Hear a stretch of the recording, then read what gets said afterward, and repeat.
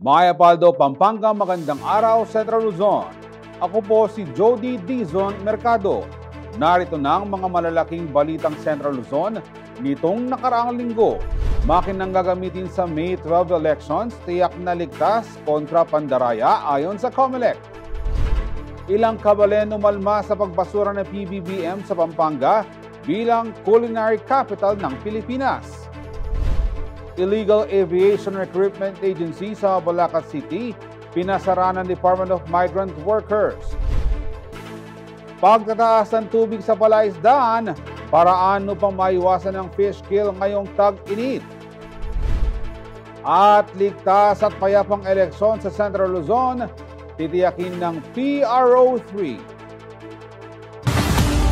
Sinimula ng Komisyon on Elections o COMELEC ang pagsira o pag-dispose sa tinatayang 6 na milyong rejected ballots at trimmings mula sa kanilang bodega sa Santa Rosa, Laguna.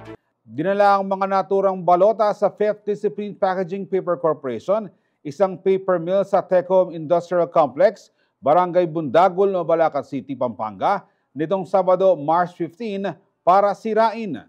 Nauna nang ipinaliwanag ng COMELEC na lahat ng tinatapong rejected ballots ay dadaan sa direct melting process gamit ang isang dissolving solution upang ma-recycle.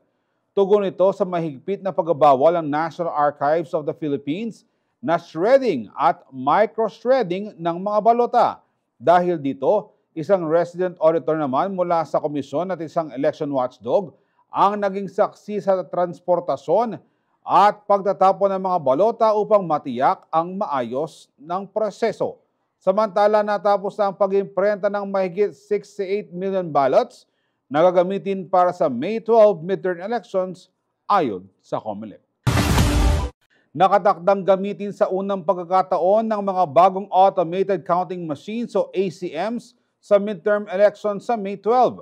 Ayon sa COMELEC, magiging mas secured at mas mabilis na rin umano ang pag-transmit ng election results dahil dito.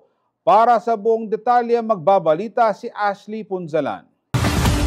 Mula sa mga precinct count optical scan o PCOS at vote counting machines o VCMs, magiging better at mas mabilis na umano ang paglabas ng mga vote counts dahil sa mga bagong automated counting machines o ACMs na gagamitin para sa midterm elections sa May 12.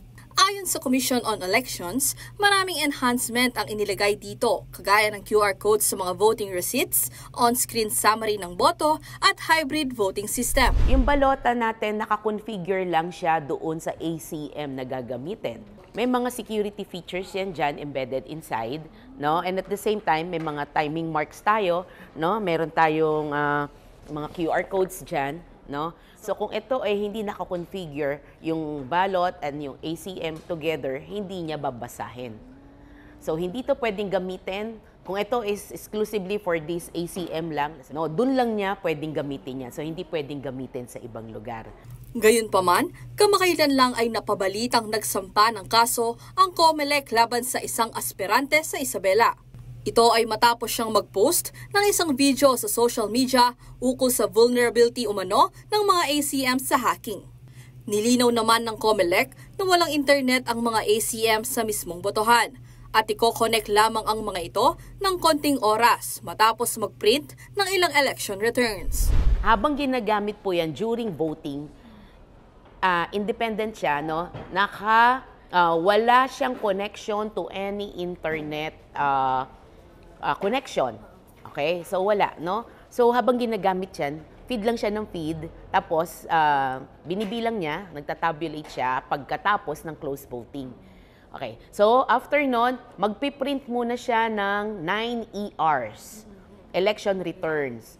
After printing ng 9 ERs, magtatanong ngayon ng ating ACM, do you want to transmit? That's the only time na doon mo lang isasaksak yung connection mo sa internet. Yan matter of seconds lang makakapagbato na siya. Especially kung maganda ang signal, no? Ngayon, pag basta hindi maganda ang signal, failure to transmit. Ganun lang ang mangyayari doon. Hindi niya ipipilit, hindi siya bababad.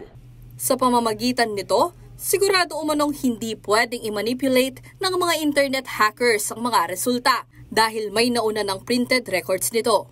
At kung sakaling walang signal sa isang presinto, maaaring i-transport o ilagay sa isang lugar na may mas malakas na signal ang makina. Kung pumalya naman ang mismong machine, may nakahanda rin umanong contingency o backup ACM sa mga voting precincts.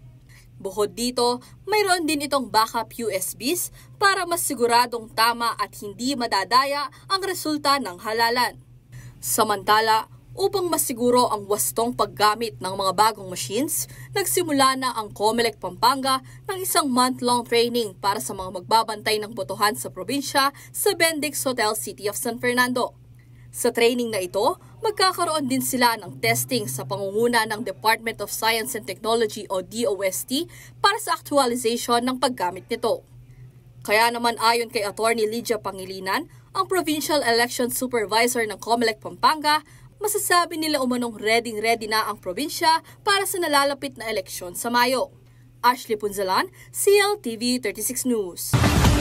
Nakahanda si former Senator Leila de Lima na tumestigo sa ICC kaugnay ng investigasyon sa drug war ng administrasyon ni dating Pangulong Rodrigo Duterte. Sa pamamagitan raw ng mga ebidensya na kanyang nakalap, determinado siyang ipaglaban ang katarungan. Ang detalye sa report ni Ria Meneses. Handa raw makipagtulungan sa International Criminal Court o ICC si former Senator, former Secretary of Justice at kasulukuyang first nominee ng Mamamayang Liberal o ML Party List na si Attorney Leila de Lima kaugnay ng investigasyon sa war on drugs ni dating Pangulong Rodrigo Duterte. Ayon sa kanyang kampo, naisumite na ni de Lima sa ICC ang mga ebidensyang nakalap niya at nakahanda siyang tumestigo kung kinakailangan. Si Senator Leila de Lima ay willing mag-cooperate sa ICC. No? In fact, sinabit niya na rin yung mga ebidensyang nakalap niya bilang Commission on Human Rights Chairperson at bilang dating Senate Chairperson of the Committee on Justice noong iniimbestigahan yung malawakang patayan sa Rodrigo Duterte bago siya pinaalis at ipinakulong. Dagdag pa ni De Leon, posible ring magtungo si de Lima sa The Hague, Netherlands kung saan ginaganap ang mga pagdinig ng ICC. So isinabit na yan. So lamang ay bibisita rin si Senator Leila de Lima sa The Hague.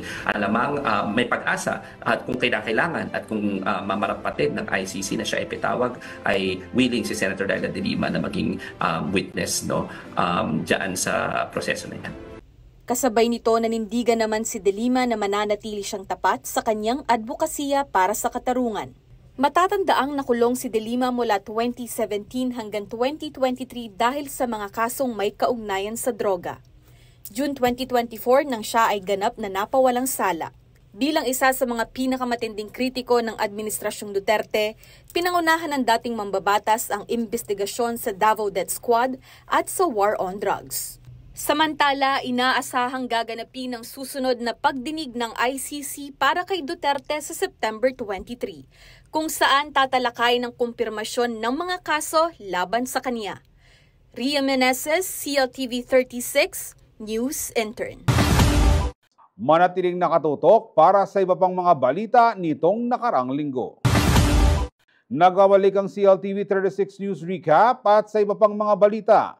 Umalma ang mga kabalen sa desisyon ni PBBM na ibasura ang panukalang batas na nagdedeklara sa Pampanga bilang Culinary Capital of the Philippines. Nagpaulan din ng samut-saring komento at patutsada ang mga netizens hinggil sa naturang usapin. Ang detalye ihahatid ni Liana Canilaw. Bata pa lamang ang 75 years old na si Tess Gaviola mula sa siyudad San Fernando, Pampanga. Nakahiligan na raw niya ang pagluluto ng mga tradisyonal na putahing Kapampangan. Sisig, asadong matuwa, kilayin at iba pa. Ako, balo ko yung pamagluto ko, ang anak ko, magluto yung magluto yung asado, lalong ke. Pigyapusan ko, nanong minudo, o ito. Yung peka manyaman kung dining burida rin tao kaya kilayin. Ang point torto. Dinarayo raw ang kanyang luto hindi lamang ng mga kapwa kabalen, kundi pati na rin ng mga bisita mula sa ibang lalawigan at maging ng mga dayuhan. Pupunta laki, naring foreigner, Amerikano, ampong Chinese, ganyan, kaya mga manyaman na, kaya mga Kapampang, manyaman, sabing gano'n. Isa si Aling Tess sa mga umalma sa pagbasura ni President Ferdinand Marcos Jr. sa panukala magdedeklara sana sa Pampanga bilang Culinary Capital of the Philippines. Makanangking Kilala king Pampanga, nan kaya kaming nan pamangan. Na manyaman. Baliw naman kaya ni San Fernando, Kapampangan, manyaman kaya katamluto niya, hanggang nanuyam. Oo, dapat may promote yung mga kanyan. Waris kasi yung Pampanga, kaya pamangan niya. Gayon din ang 74 na taong gulang na si Magdalena Meneses, isa ring kusinera na mayroong maliit na karinderya sa San Fernando Old Public Market. Din Kapampangan, yasa lang magluto, okay lang. Luto uming Kapampangan niyang muripo. Sa veto message na ipinadala ng Malacanang sa Senado at Kamara nitong March 12, ipinaliwanag ng Pangulo ang kanyang desisyon na hindi aprobahan ng Senate Bill No. 2797 o House Bill No. 10634. Nakasaad sa mensahe na kulang sa historical basis at pag-aaral ang panukala. Dagdag pa rito, maaari itong makasakit ng damdamin ng ibang rehiyon na kilala rin sa kanilang culinary heritage. Maganda po kasi po yung bill, pero magkikreate po kasi ito ng discrimination. Ang atin pong bawat rehiyon po ay may kanya-kanyang kultura, may kanya-kanyang kagalingan. Kung lalabas po na may pipiliin po na isa lamang na rehiyon na parang siya po yung pinakamasarap or pinakamagaling, pinakamaganda, baka po maisip ng ibang tao at especially yung mga dayuhan na nais pumunta sa Pilipinas, isiping iisa lamang na rehiyon ang maaari nilang puntahan at sabihin pinakamaganda at pinakamasasarap na pagkain na local foods. So, ninais po natin na kasi lahat po ng rehiyon ay may kanya-kanya. May uniqueness na tinatawag. So, kaya po ito ay vinito. Hindi naman para po hindi paniwalaan na masarap o maganda ang kultura ng Pampanga, pero para po kilalanin ang buong rehiyon, ang bawat rehiyon sa kanilang kagalingan. Samantala, inulan naman ng komento at patutsada mula sa mga Kapampangan ng Facebook posts o kasakbang ng Pangulo.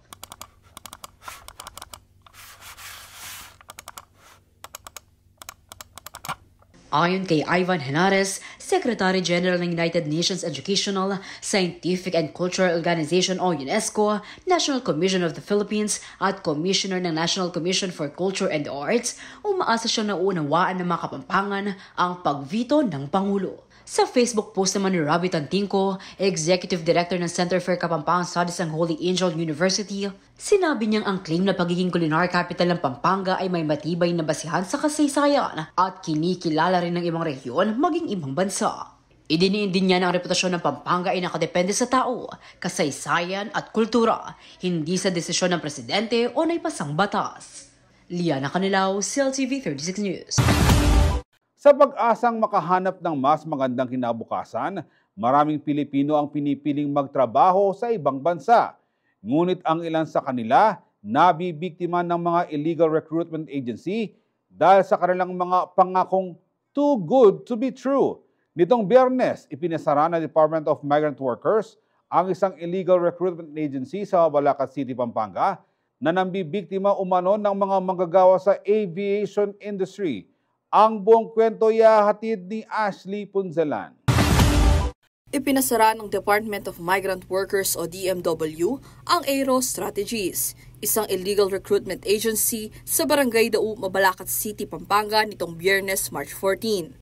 Ayon sa Department of Migrant Workers o DMW, ito ang kauna-unahang illegal recruitment agency na ang target ang mga nasa aviation industry. Nabunyag ang modus ng ahensya matapos magsampa ng reklamo ang 3 manggagawang na biktima nito. Kabilang dito si alias Alec. Pinangakuan siya ng trabaho bilang aircraft inspector. Ngunit pagdating sa ibang bansa, pinilit siyang magtrabaho bilang aircraft mechanic. Ganito rin daw ang sinapit ni na alias Josh at alias Geld. Ipinangako umano sa kanila ang sahod na $19 kada oras. Ngunit hindi nila ito natatanggap ng buo kasama ng iba pang mga benepisyo. Bukod dito, higit na mababa ito kumpara sa $35 per hour na sahod ng mga katrabaho nilang foreigners sa parehong kasanayan. Malinaw na ebidensya umano ito na exploitation lalo na't ang 3 biktima ay licensed at graduate mula sa mga kilalang aeronautical universities sa bansa. Bagamat mabilis ang kanilang deployment at wala umanong silang ginastos para dito. Malaki ang aberya na kanilang dinanas dahil sila mismo ang nagbayad ng kanilang plane ticket pauwi ng bansa. matapos silang tanggalin sa trabaho nang walang sapat na dahilan. Sa halip na work visa, B1 at B2 o Business and Tourism Visa lamang ang ibinigay sa kanila ng ahensya. Kaugnay nito, lubos na ikinulungkot ni DMW Secretary Hans Leo Kakdak ang modus at illegal na operasyon ng Aero Strategies. These all bear the hallmarks and badges of human trafficking and, of course, illegal recruitment because they don't have a DMW license. To top it all off, we need aircraft technicians and aircraft engineers, mechanics here in our own country. Kaya talagang pinaghihigpitan natin to. It's a highly regulated sector because we are clearly looking out for our own aircraft industry. Ginamit umano ng Aero Strategies ang word of mouth, referrals at posting sa ilang social media platforms upang makapaghikayat ng mga aplikante. Dahil dito, nanawagan ang DMW sa publiko na mag-ingat at tiyaking lisensyado ang recruitment agency bago makipagkasundo. Please mag-ingat kayo. Please deal with the licensed recruitment agency under the DMW. And do not deal with illegal recruiters because you will end up in the same fate. Samantala, tinatayang nasa 15 Pilipino pa umano ang naiwan sa kanilang pinapasukang trabaho sa ibang bansa. Tiniyak ng DMW na gagawin nila ang kanilang makakaya upang matulungan ang mga biktima, lalo na ang mga kababayang hindi pa nakakauwi. Tatanggap rin umano ang mga biktima ng DMW Action Funds bilang suportang pinansyal. Bukod sa illegal recruitment, maaari ring maharap ang Aero Strategies sa kasong human trafficking. Ashley Punzalan, CLTV 36 News. Bumagal ang inflation sa Central Luzon itong February 2025, ngunit hindi pa rin bumaba ang presyo ng mga pangunahing bilihin, lalo na sa sektor ng pagkain at serbisyo. Alamin natin ang detalye sa ulat ni Aisel Fernando. Bumagal ang inflation sa gitnang Luzon noong February 2025, ngunit hindi pa rin ramdam ng mga mamimili ang ginhawa dahil nananatiling mataas ang presyo ng pagkain at iba pang pangunahing serbisyo. Ayon kay Jeneline S. Mariano, Supervising Statistical Specialist ng Philippine Statistics Authority o PSA Region 3 sa isang press conference noong March 14, bahagyang bumaba ang inflation rate kumpara noong Enero. Bagamat bumagal ang inflation, patuloy pa ring tumataas ang presyo ng pagkain at gastusin sa mga kainan at accommodation services. Sa datos ng PSA, ang food and non-alcoholic beverages ang may pinakamalaking ambag sa inflation noong February na may 2.9% inflation rate at 46.1% share. Ang pangunahing nag-ambag sa kabuoang inflation nitong February 2025 sa mga commodity groups ay ang food and non-alcoholic beverages na may 46.1% share at ito ay nagtala ng 2.9% inflation. Malaki rin ang itinaas ng presyo ng karne na nasa 10.6%, isda at seafood sa 5.5% at gulay na nasa 9.5% lalo na ang repolyo. Tumaas din ang gastusin sa pagkain sa labas ng bahay. Dahilan para maging pangalawa sa may pinakamalaking ambag sa inflation ang sektor ng restaurants at accommodation services. Ang restaurants and accommodation services ang pangalawa sa may pinakamalaking ambag sa kabuoang inflation ng gitnang Luzon, na mayroong 21.4% share at nagtala ng 4.6% inflation. Ang pangunahing nag-ambag sa inflation ng restaurants and accommodation services ay ang restaurants, cafe and the like na may 4.5% inflation. Samantala, bagamat bumagal ang inflation sa 8 commodity groups, ang transportasyon lamang ang nagtala ng negatibong inflation rate na negative 0.5% na nangangahulugang bahagyang bumaba ang presyo sa sektor na ito. Nakapagtala ng negatibong inflation nitong February 2025 ang transport na may negative 0.5% inflation mula sa 0.5% inflation noong January 2025. Patuloy namang mataas ang gastos sa pabahay, tubig, kuryente at gas na may 1.4% inflation rate. Ang pangatlong commodity group naman na may pinakamalaking ambag sa pangkalahatang inflation nitong February 2025 ay ang housing, water, electricity, gas and other fuels na may 12.1% share at may 1.4% inflation. Sa kabila ng mabagal na inflation, mahalagang bantayan ng mga negosyante at mamimili ang presyo ng mga bilihin upang mas epektibong mapamahalaan ng mga gastusin. Aisel Fernando, CLTV 36 News. Manatiling nakatutok para sa iba pang mga balita nitong nakaraang linggo. Nagbabalik ang CLTV 36 News Recap at sa iba pang mga balita. Umalma ang mga kabalen sa desisyon ni PBBM na ibasura ang panukalang batas na nagdedeklara sa Pampanga bilang Culinary Capital of the Philippines. Nagpaulan din ng samut-saring komento at patutsada ang mga netizens hinggil sa naturang usapin. Ang detalye ihahatid ni Liana Canilaw. Bata pa lamang ang 75 years old na si Tess Gaviola mula sa siyudad San Fernando, Pampanga.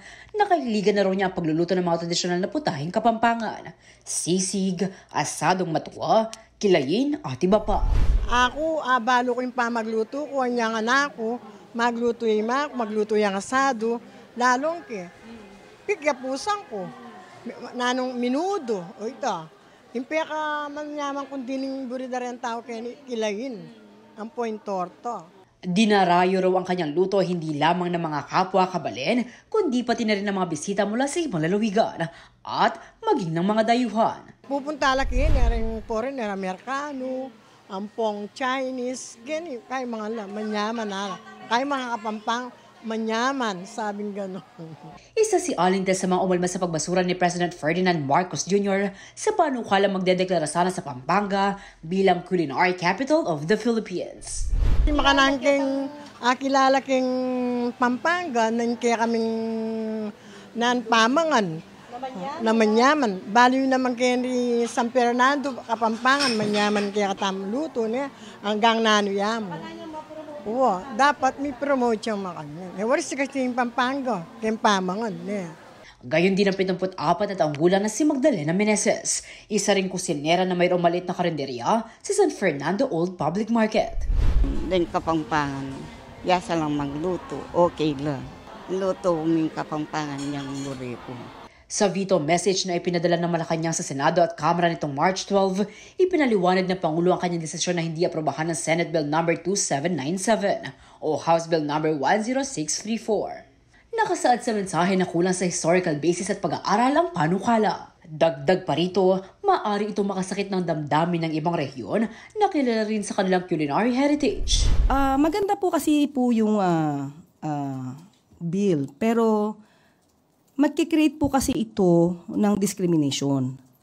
Ang atin pong bawat rehiyon po ay may kanya-kanyang kultura, may kanya-kanyang kagalingan. Kung lalabas po na may pipiliin po na isa lamang na rehiyon na parang siya po yung pinakamasarap or pinakamagaling, pinakamaganda, baka po maisip ng ibang tao at especially yung mga dayuhan na nais pumunta sa Pilipinas, isiping iisa lamang na rehiyon ang maaari nilang puntahan at sabihin pinakamaganda at pinakamasasarap na pagkain na local foods. So, ninais po natin na kasi lahat po ng rehiyon ay may kanya-kanya. May uniqueness na tinatawag.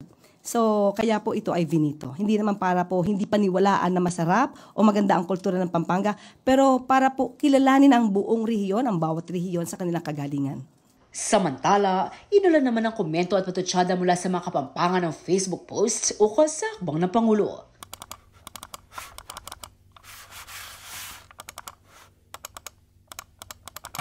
Ayon kay Ivan Henares, Secretary General ng United Nations Educational, Scientific and Cultural Organization o UNESCO, National Commission of the Philippines at Commissioner ng National Commission for Culture and Arts, umaasa siyang nauunawaan ng mga Kapampangan ang pagvito ng Pangulo. Sa Facebook post naman ni Robbie Tantinco, Executive Director ng Center for Kapampangan Studies ng Holy Angel University, sinabi niyang ang claim na pagiging culinary capital ng Pampanga ay may matibay na basihan sa kasaysayan at kinikilala rin ng ibang rehiyon maging ibang bansa.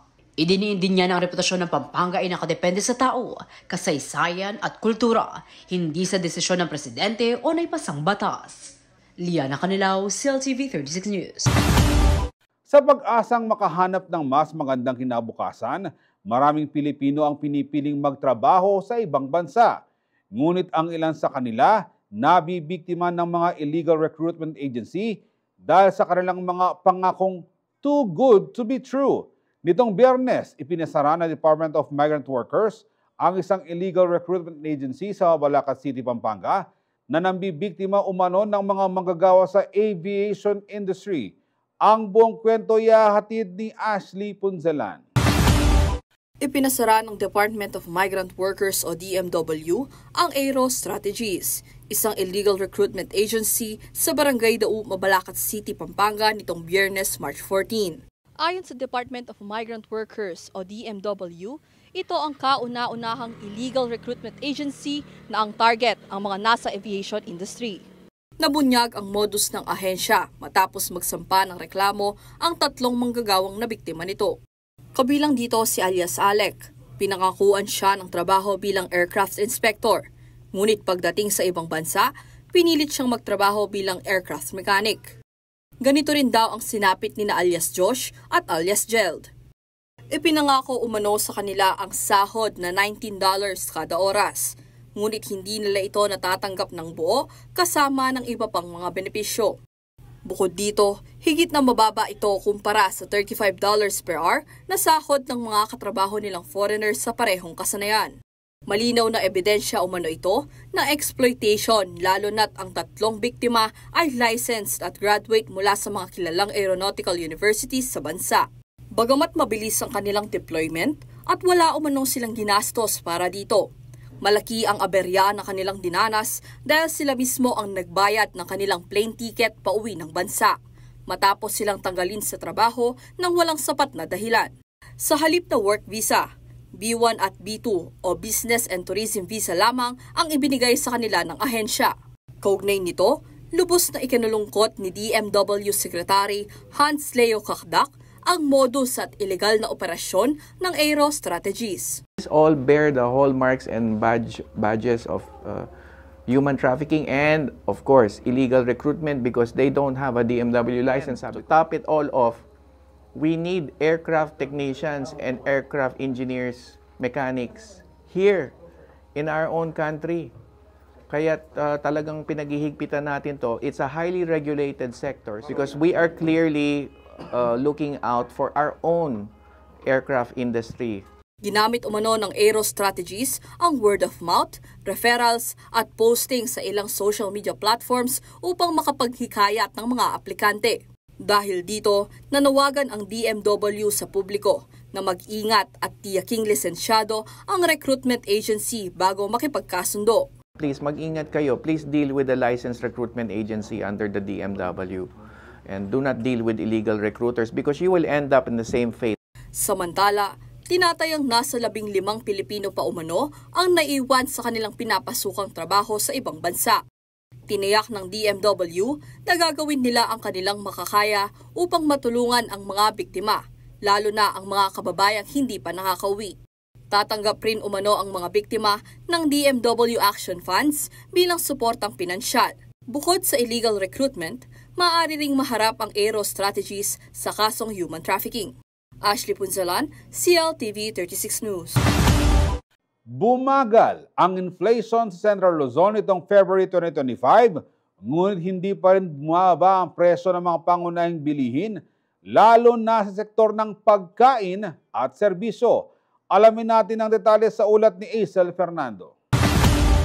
Bumagal ang inflation sa gitnang Luzon noong February 2025, ngunit hindi pa rin ramdam ng mga mamimili ang ginhawa dahil nananatiling mataas ang presyo ng pagkain at iba pang pangunahing serbisyo. Ayon kay Jeneline S. Mariano, Supervising Statistical Specialist ng Philippine Statistics Authority o PSA Region 3 sa isang press conference noong March 14, bahagyang bumaba ang inflation rate kumpara noong Enero. Bagamat bumagal ang inflation, patuloy pa ring tumataas ang presyo ng pagkain at gastusin sa mga kainan at accommodation services. Sa datos ng PSA, ang food and non-alcoholic beverages ang may pinakamalaking ambag sa inflation noong February na may 2.9% inflation rate at 46.1% share. Ang pangunahing nag-ambag sa kabuoang inflation nitong February 2025 sa mga commodity groups ay ang food and non-alcoholic beverages na may 46.1% share at ito ay nagtala ng 2.9% inflation. Malaki rin ang itinaas ng presyo ng karne na nasa 10.6%, isda at seafood sa 5.5% at gulay na nasa 9.5% lalo na ang repolyo. Tumaas din ang gastusin sa pagkain sa labas ng bahay. Dahilan para maging pangalawa sa may pinakamalaking ambag sa inflation ang sektor ng restaurants at accommodation services. Ang restaurants and accommodation services ang pangalawa sa may pinakamalaking ambag sa kabuoang inflation ng Gitnang Luzon, na mayroong 21.4% share at nagtala ng 4.6% inflation. Ang pangunahing nag-ambag sa inflation ng restaurants and accommodation services ay ang restaurants, cafe and the like na may 4.5% inflation. Samantala, bagamat bumagal ang inflation sa 8 commodity groups, ang transportasyon lamang ang nagtala ng negatibong inflation rate na negative 0.5% na nangangahulugang bahagyang bumaba ang presyo sa sektor na ito.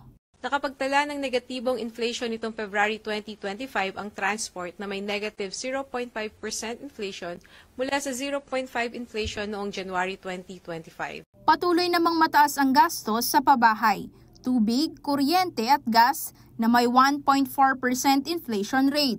Ang pangatlong commodity group naman na may pinakamalaking ambag sa pangkalahatang inflation nitong February 2025 ay ang housing, water, electricity, gas and other fuels na may 12.1% share at may 1.4% inflation. Sa kabila ng mabagal na inflation, mahalagang bantayan ng mga negosyante at mamimili ang presyo ng mga bilihin upang mas epektibong mapamahalaan ng mga gastusin. Aisel Fernando, CLTV 36 News. Manatiling nakatutok para sa iba pang mga balita nitong nakaraang linggo. Nagbabalik ang CLTV 36 News Recap. At sa iba pang mga balita, ngayong panahon ng tag-init, isa sa mga itinuturing na pinakaapektado ay ang sektor ng pangisda. Kaya naman ang ilan nating kabalen, kanya-kanyang diskarte na upang hindi maperwisyo ng fish kill. Naritong report ni Liana Canilao. Sa pagsisimula ng pagtaas ng heat index sa bansa, kabilang sa mga labis na nangangamba ay ang mga mangingisda. Bukod sa kanilang kalusugan, apektado rin ang mga isda na kanilang inaalagaan.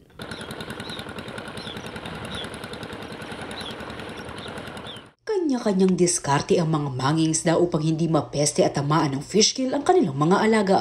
Gaya na lamang ng 55 years old na si June Nalos. Oktubre pa lamang daw na magpakawala na sila ng semilya ng tilapia sa kanilang binabantay 10 ektaryang palaisdaan sa Minalin, Pampanga. Sa pamamagitan daw nito, ready to harvest na ang mga isda bago pa man mamerwisyo ang mataas na temperatura. Pagkatapos naman ng pag-aani, muling nagbubuhos ang mga ito. Dinadagdagan na lamang daw ang tubig upang mapanatiling mababa ang temperatura nito. Sa kasalukuyan, kaya namang piskil, iwasan niyo, daragdag kami mo danum. Para titasin danum yung kay. Kasi in danum, yung kay ating itong metros, impali, yung kalalam ka nito, marimlayo. Epektibo naman daw ang parang ito dahil sa ngayon, hindi pa sila nagkakaroon ng problema sa fish kill. Nga pang gino, itong kakarugang kong kaya, itong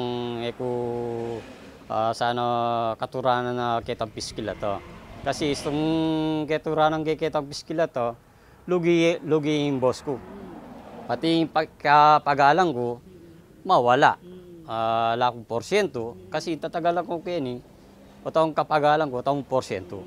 Samantala, naghahanda na rin ang Bureau of Fisheries and Aquatic Resources of BIFAR Region 3 upang mamitigate ang impact ng tag-init sa sektor ng pangingisda. Mayroon ding paalala ang kagawaran sa mga mangingisda. Ang pinakamagandang gawin natin is kung pwede naman ang anihin na natin.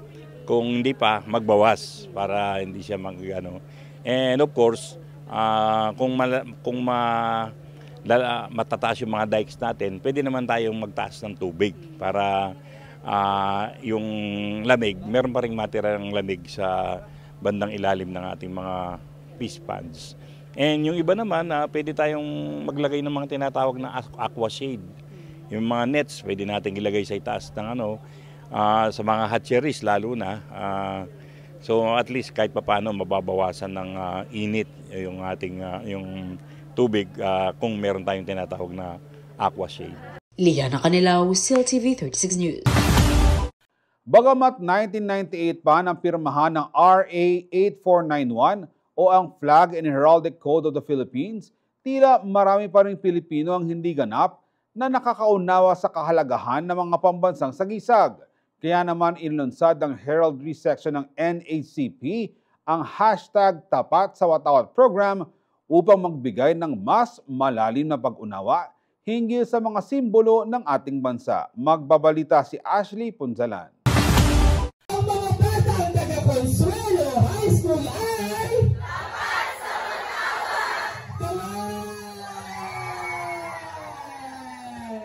Higit 100 estudyante mula sa Consuelo High School, Macabebe, Pampanga ang lumuhok sa symposium ng National Historical Commission of the Philippines o NHCP nitong Miyerkules, March 19. Ang aktibidad ay bahagi ng hashtag Tapat sa Watawat program, isang flagship project ng heraldry section ng NHCP.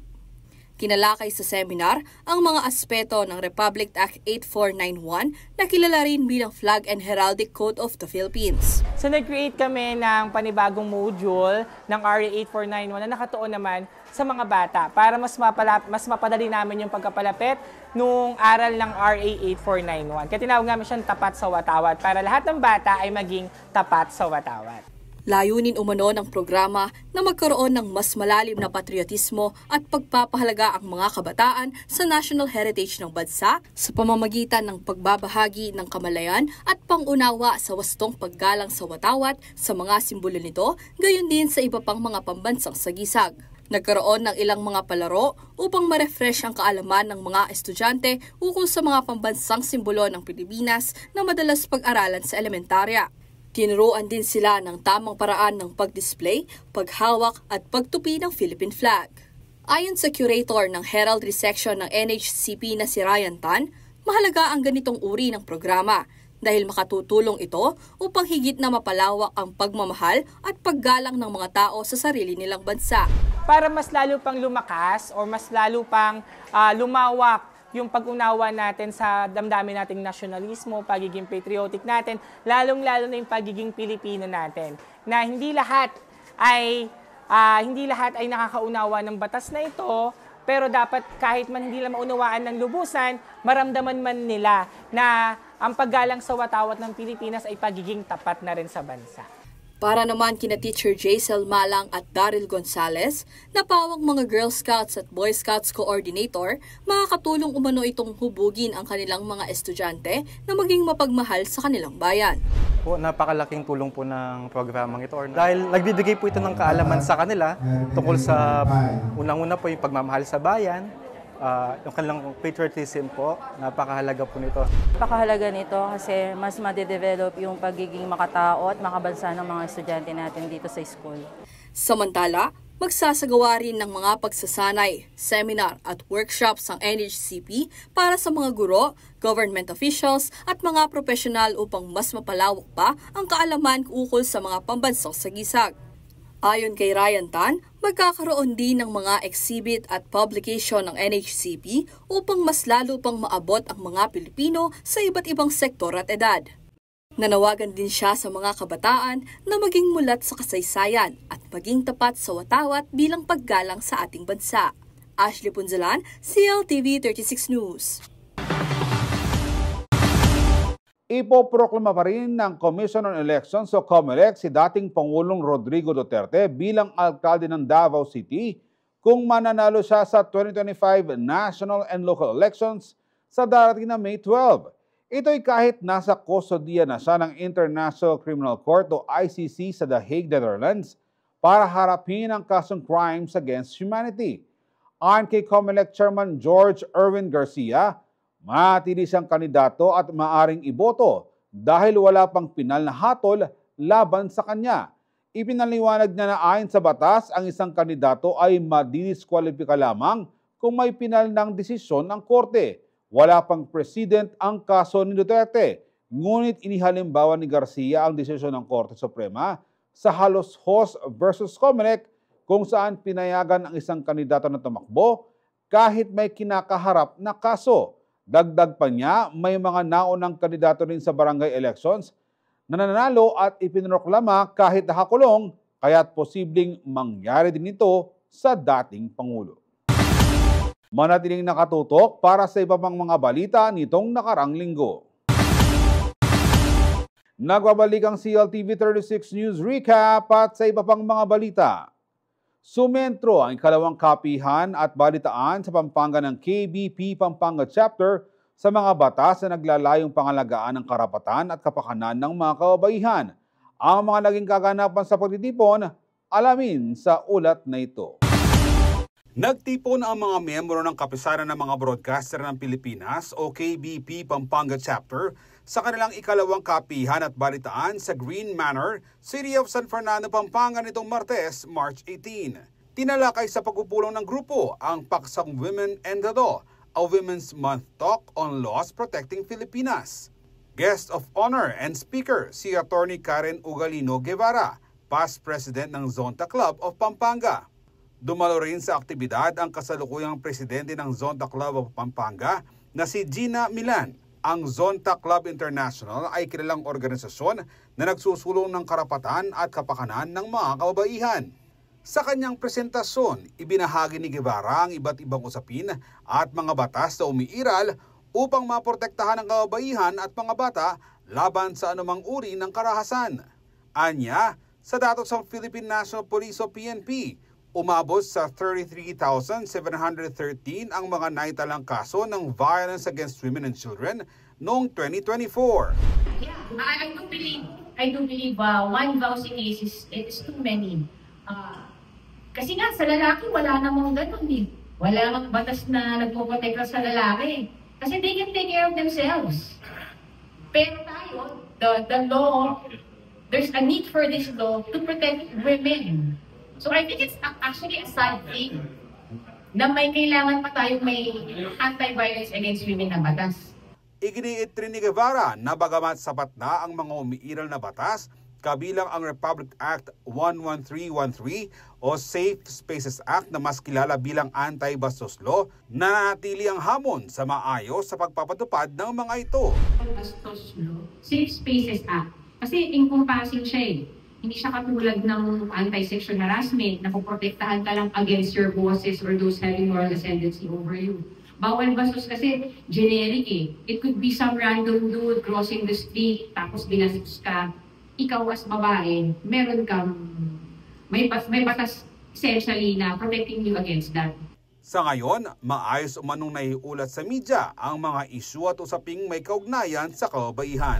Balikan mo lang ang Magna Carta of Women. Magna Carta of Women. May provision tayo dyan para sa mga media practitioners. Dapat daw ang depiction natin ng women in reporting, in film, on TV. Dapat parang meron tayong respect and promoting ang advancement ng women in society. Nasa Magna Carta of Women yan. So far, wala naman na. I have high regard sa media people, whether it's written, whether it's news sa radio or TV. I think medyo mataas ang standards natin sa Philippines. For me, well, baka binabasa ko. Hindi naman ako basta nanonood eh. So I think we just have to be discerning of the news outlets na we expose ourselves into. So far, I think it's Philippine media advanced. So I think it's good. Pero there's always room for improvement. Don't we all? In any form of profession. There's always room for improvement. But I think the media in the Philippines, you're doing a good job. Bukod sa pagiging dating Pangulo ng Zonta Club of Pampanga, si Attorney Guevara ay kasalukuyang legal counsel ng Laos Group of Companies. Samantala, ang KBP Pampanga Chapter ay binubuo ng mga rehistradong radio at TV broadcasting stations kabilang ang RW 95.1, DWAU, GV 99.1 FM, GVM 792, 91.9 Bright FM, GNN TV 44, at CLTV 36. Ako si Jody Dizon Mercado para sa CLTV 36 News. Nagsagawa ng isang electoral board seminar ang Police Regional Office 3 o PRO3, katuwang Commission on Elections Region 3 o COMELEC 3 sa PRO3 Patrol Hall, Campo Libas itong Huwebes, March 20. Layunin nitong mas maihanda ang pwersa ng kapulisan para matiyak ang isang ligtas at payapang eleksyon sa May 12. Nilahukan ito ng mga pulis mula sa iba't ibang bahagi ng Central Luzon upang palakasin ang kanilang kaalaman sa election laws, seguridad at tamang pamamaraan sa pagpapanatili ng integridad ng eleksyon. Pinangunahan ito ni Police Colonel Reynaldo Ogay Jr., Deputy Regional Director for Operations, kung saan binigyang diin niya na kailangang manatiling patas at mapagmatsyag ang mga otoridad, pati na rin ang agarang pagdugon sa anumang pagtatangkang guluhin ang proseso ng halalan. Ibinaliwanag naman ni Attorney Numer Lobo, Regional Election Attorney, ang mga batas sa may kaugnayan sa halalan at hinimok ang mahigpit na pagsunod sa mga panuntunan upang mapanatili ang tiwala ng publiko sa proseso ng pagboto. Samantala, sinabi naman ni Police Brigadier General Jean Fajardo, Regional Director ng PRO3, na seryoso nilang tinatanggap ang kanilang responsibilidad sa pagpapanatili ng isang malinis, patas at mapayapang midterm elections. Anya, bukod sa seguridad, tungkulin din ng kapulisan na tiyakin na ang bawat botante ay makaboboto ng walang takot o anumang uri ng panggigipit.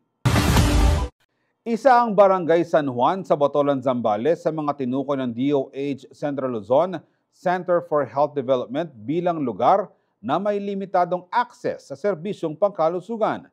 Bilang tugon, inilunsad ng ahensya ang Purok Kalusugan, isang programa na naglalayong maghatid ng naaangkop at libreng medical services para sa mga residente. Magbabalita si Angelica Cara.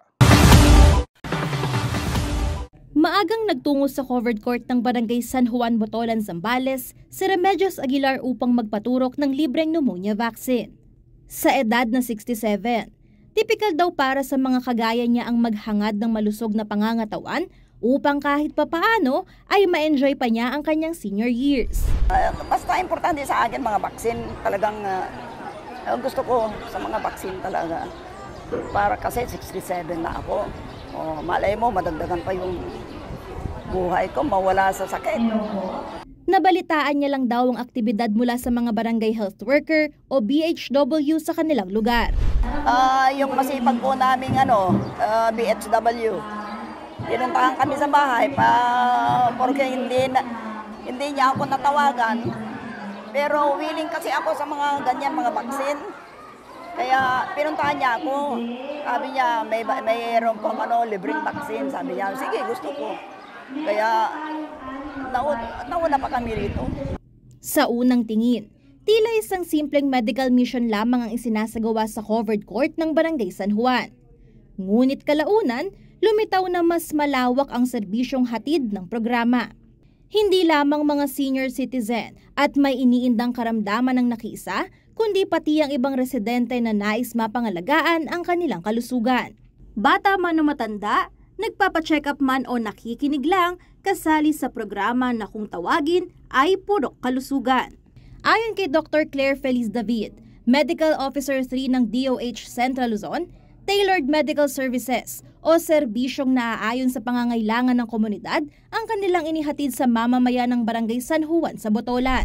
Gusto po natin na ang serbisyong pangkalusugan, mapa-curative man, yung nagbibigay lunas o yung preventive o nag-iiwas sa sakit o yung mga health promotion, nagpo-promote ng malusog na pamumuhay ay maabot lahat ng mamamayan ng Pilipinas. Isa lamang ang bakuna kontra pneumonia na natanggap ni Nanay Remedios sa mga serbisyong handog ng Purok Kalusugan. May check-up para sa lahat ng dumalo upang mabantayan daw ang mga sakit na hypertension at diabetes na madalas na iniinda sa komunidad. Mayroon ding pap smear para sa mga kababaihan upang maagapan ang panganib ng cervical cancer. HIV testing na may kasamang counseling services.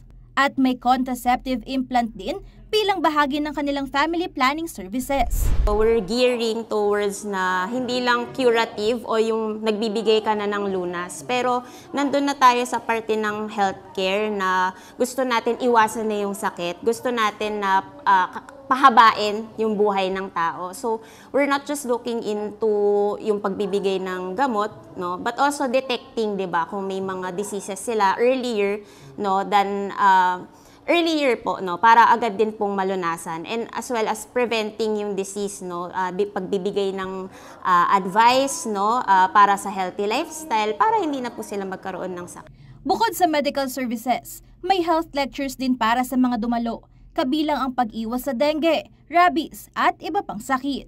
Para naman sa mga kabataan, tinalakay ang reproductive health at family planning upang mapalawak ang kanilang kaalaman. Bagay na ikinagalak ni Nanay Remedios dahil nasulit daw ang kanyang maghapon. Oo, kasi may aso kami. Yun ang gusto kong itanong. May pusa din kami. Di siyempre, yung pusa namin, kumakandong kami.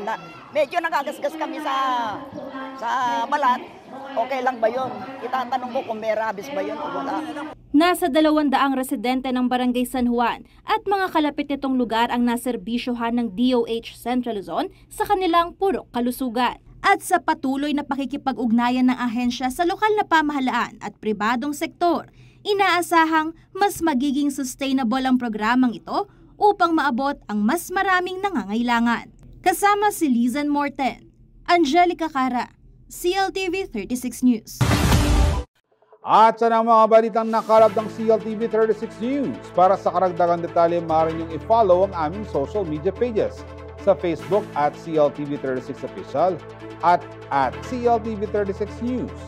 Sa X o daring Twitter at CLTV 36, sa Instagram at CLTV 36 Official at sa aming TikTok account at CLTV 36 Official. Kung nais yung balikan ng mga programa ng CLTV 36, pwede niyong bisitahin ang aming YouTube channel na at CLTV 36 Official at ang aming website na www.cltv36.tv. Mapapanood din ang mga programa ng CLTV 36 nationwide via Signal Channel 115 at sa ating 38 cable partners. Kasama ang buong pwersa ng CLTV 36, ako po si Jody Dizon Mercado. Maraming salamat.